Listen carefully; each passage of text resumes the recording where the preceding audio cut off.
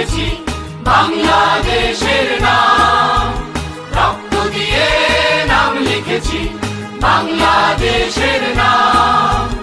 মুক্তি ছাড়া তুচ্ছ মোদের, মুক্তি ছাড়া তুচ্ছ মোদের এই জীবনের দাম, এই জীবনের দাম, এই জীবনের দাম, এই জীবনের দাম।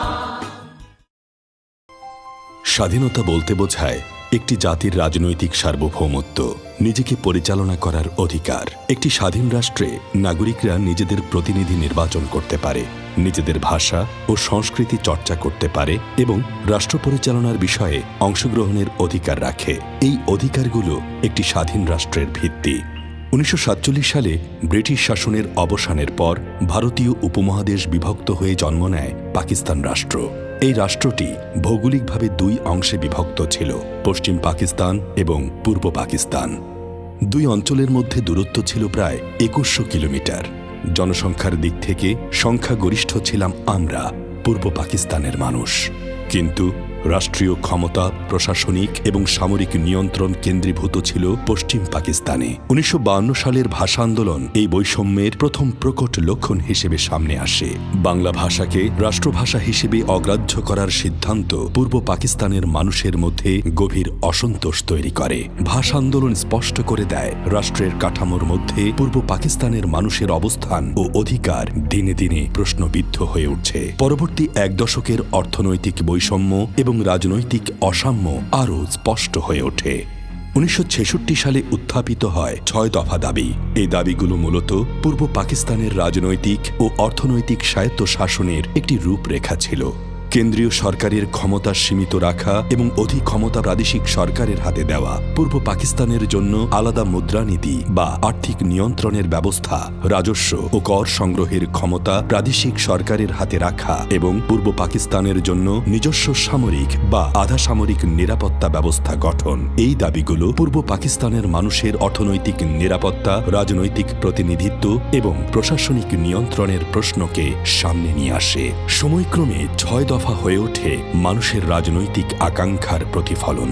1970 সালে পাকিস্তানে সাধারণ নির্বাচন অনুষ্ঠিত হয়। এই নির্বাচনে আমরা পূর্ব পাকিস্তানের মানুষ সংখ্যাগরিষ্ঠতা অর্জন করি।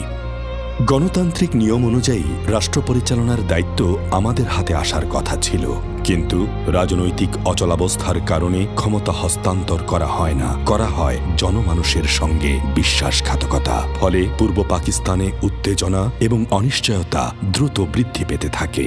আমরা বুঝে যাই, একসঙ্গে থাকা হয়তো এখন অবাস্তব এক আকাঙ্ক্ষা। এই পরিস্থিতির মধ্যে আসে 1971 সালের 25শে মার্চ। সেই রাতে পাকিস্তানি সামরিক বাহিনী পূর্ব পাকিস্তানে একটি রক্তাক্ত সামরিক অভিযান চালায়, যা পরিচিত অপারেশন সার্চলাইট নামে। ঢাকা বিশ্ববিদ্যালয় ছাত্রাবাস, পিলখানা, রাজারবাগ পুলিশ লাইন সহ বিভিন্ন স্থানে ভারী অস্ত্র ব্যবহার করে আক্রমণ চালানো হয়। ট্যাঙ্ক, আর্টিলারি এবং মেশিন গানের আঘাতে ঢাকা শহরের বহু এলাকা ধ্বংসস্তূপে পরিণত হয়। অসংখ্য নিরস্ত্র মানুষ সেই রাতে নিহত হয়। বাংলাদেশের ইতিহাসে 25শে মার্চ চিরকাল কালো রাত্রি হিসেবে পরিচিত থাকবে। এই পরিস্থিতির পরেই তাৎক্ষণিক প্রতিক্রিয়ায় চট্টগ্রামের কালুরঘাট বেতার কেন্দ্র থেকে স্বাধীনতার ঘোষণা প্রচারিত হয়। মেজর জিয়াউর রহমান স্বাধীনতার ঘোষণা করেন।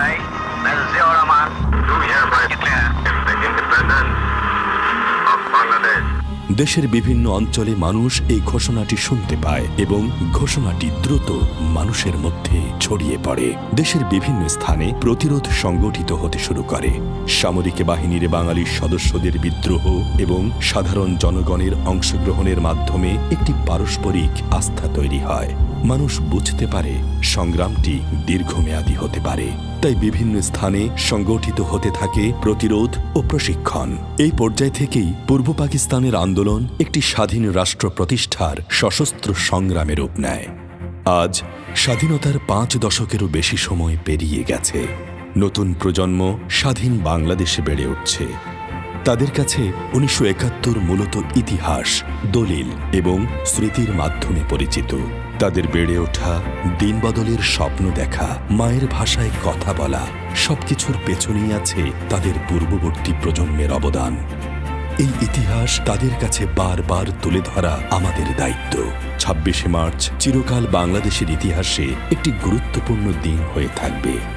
এটি বাঙালি জাতিসত্তা, রাজনৈতিক অধিকার এবং আত্মনিয়ন্ত্রণের দাবির একটি অমর ঐতিহাসিক মুহূর্ত। এই দিনটি স্মরণ করিয়ে দেয় একটি জাতি কিভাবে নিজেদের অধিকার প্রতিষ্ঠার পথে এগিয়ে গিয়েছিল।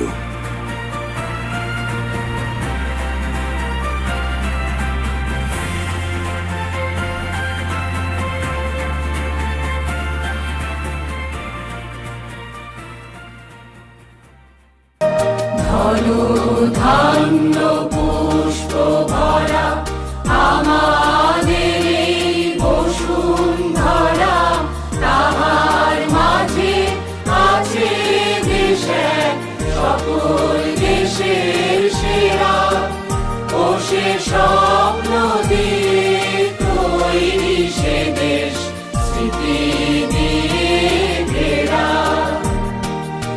এমন দেশটি কোথায়